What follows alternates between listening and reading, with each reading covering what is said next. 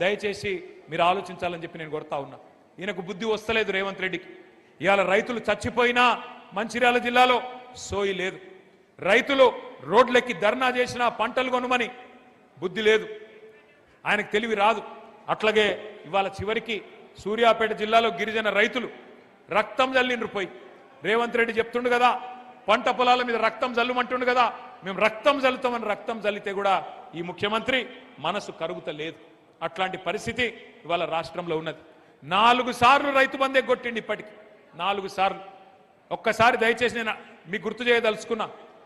ఆ రోజు ఏం చెప్పిండు రాహుల్ గాంధీ అంటే, ఆయన వచ్చిండు వరంగల్కు, వచ్చి ఏం డైలాగులు కొట్టిండు, మా కాంగ్రెస్ గుద్దుండ్రి మంచిర్యాలలో మీకు ఇది చేస్తాం అది చేస్తాం అని రైతులకు ఏమేం కళ్ళబొల్లి కబుర్లు చెప్పిండో ఒక్కసారి మీరు చూడాలని చెప్పి కొడతా ఉన్నా. ఆ వీడియో ప్లే చేయాలని చెప్పి మన వాళ్ళని కొడతా ఉన్నా.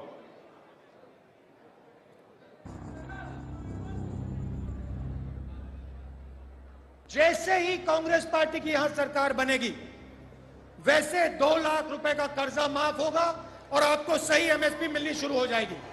15,000 रुपए प्रति एकड़ डायरेक्ट बेनिफिट हम किसानों को देने जा रहे हैं। यह सिर्फ एक डिक्लेरेशन नहीं है, यह किसानों के लिए कांग्रेस पार्टी की गारंटी है। यह खोखले शब्द नहीं है। पैडी को हम 2,500 रुपए में खरीदेंगे। పండించిన వరి పంటకి కనీస మద్దతు ధర అదనంగా బోనస్ ప్రకటించి 2,500 రూపాయల వరకు క్వింటల్ కి వరి ధాన్య కొనుగోలు చేస్తాం.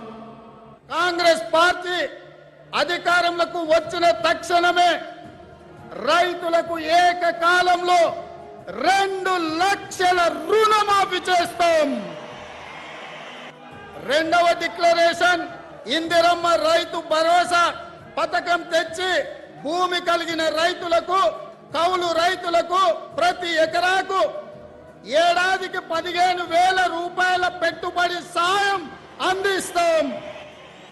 ఉపాధి హామీలో నమోదు చేసుకున్న భూమి లేని రైతు కూలీలకు ప్రతి ఏడాది 12,000 రూపాయల ఆర్థిక సహాయాన్ని అందిస్తాం. రైతులు పండించిన పంటలకు ఉదాహరణ వరి, పత్తి, మిర్చి, చెరుకు, పసుపు ఇలా అన్ని పంటలకు మెరుగైన గిట్టుబాటు ధర ఇచ్చి చివరి గింజ వరకు కాంగ్రెస్ పార్టీ కొనుగోలు చేస్తుంది. చెప్పినాయి రైతు డిక్లరేషన్ కాదు రైతు డిక్లరేషన్. 1 కాదు 2 కాదు 34 హామీలు ఇచ్చిండ్రు. నేను అడుగుతా మీరు చెప్పాలి దయచేసి. నేను అడుగుతా మీరు చెప్పండి. రైతు బంధు 15,000 పెంచుతామన్నారు, ఇచ్చిండ్రా? ఇచ్చిరా లేదా? కొద్దిగా గట్టిగా చెప్పాలి. ఇచ్చిండ్రా లేదా? 2 లక్షల రుణం మాఫీ చేస్తా అన్నాడు, చేసిండా? కౌలు రైతులకు రైతు బంధు ఇస్తా అన్నాడు, ఇచ్చిండా? రైతు కూలీలకు రైతు భరోసా ఇస్తాడు, ఆత్మీయ భరోసా ఇచ్చిండా? పత్తి, వరి, మిర్చి అన్నిటికీ బోనస్ ఇస్తా అన్నాడు, ఇచ్చిండా? చివరి గింజ దాకా కొంటా అన్నాడు, ఇచ్చిండా? కొంటుండా? 24 గంటల కరెంట్ ఇస్తుండా? మరి మంచిర్యాలలో మనకు తెలిసి వచ్చిందా మార్పు అంటే ఎట్లుంటుందో? గిట్లుంటది. మరి ఎట్లుంటది అంటే ఒక్కసారి ఆలోచన చేయండి. ఈ మధ్యలోనే ముఖ్యమంత్రి మన ఒక రైతులకే కాదు అన్ని వర్గాలకు హామీ ఇచ్చిండు. నేను పిల్లలకు 2 లక్షల ఉద్యోగాలు ఇస్తాను మొదటి సంవత్సరం అని రాహుల్ గాంధీ డైలాగులు కొడితే, నిన్నగాక మొన్న యువ సంగ్రామ సదస్సు అని హైదరాబాద్లో వాళ్ళు ఎక్కడనైతే మీటింగ్ పెట్టిరో మేము అక్కడనే పెట్టినాం. వరంగల్లో వాళ్ళు ఎక్కడైతే మీటింగ్ పెట్టినరో అక్కడనే పెట్టి రైతులను అడిగినాం. నిన్నగాక మొన్న పిల్లల్ని అడిగినాం 2 లక్షల ఉద్యోగాలు వచ్చినాయని. వాళ్ళైతే ఎట్లా మాట్లాడిరో మొన్న మీరు చూసే ఉంటారు. ఆడపిల్లలు ఎట్లా మాట్లాడిరో కూడా మీరు చూసే ఉంటారు. చూసినరా లేదా? ఎక్కడన్నా రేవంత్ రెడ్డి దొరికితే పొరపాటున పొట్టు కొట్టేటట్టున్నారు. గట్లాంటి పరిస్థితి ఇలా రాష్ట్రంలో. అందుకే నేను అంటా ఉన్నా, 1 కాదు 2 కాదు, రాష్ట్రంలో అందరినీ ముంచిండు, అందరినీ మోసం చేసిండు, ముసలోళ్ళని మోసం చేసిండు. కేసీఆర్ ముసలమ్మకో ముసలయ్యకో 2,000 పెన్షన్ ఇస్తుండు. అక్క నవంబర్లో తీసుకుంటే 2,000, అక్క డిసెంబర్లో అయితే 4,000 అన్నడా లేదా?